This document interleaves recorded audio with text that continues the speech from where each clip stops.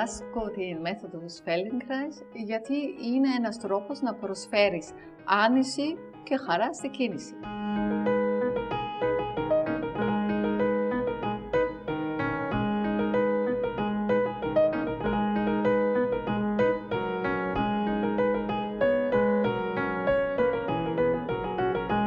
Πολλοί κόσμος με την πορεία της ζωής μπορεί να έχει χάσει λίγο την άνεση, γκρινιάζει μία άρθρωση, γκρινιάζει μία άλλη.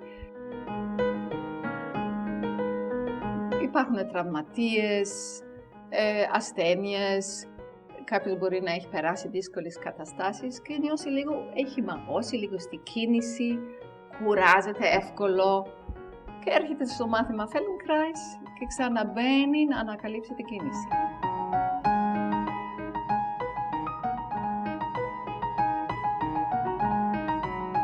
Αυτό το κάνουμε με ένα πολύ ευχάριστο τρόπο, που σημαίνει όλος ο κόσμος, όλες τις ηλικίες μπορεί να έρθει στο μάθημα, γιατί το κόλπο πώς να ανακαλύψεις την κίνηση, να την ξαναβρεις, πάει με αντίληψη και κίνηση μαζί, κάνεις μια εξερεύνηση στην κίνηση και με έναν ήπιο τρόπο αναζητάς την κίνηση και βρίσκεις κάτι καλύτερο.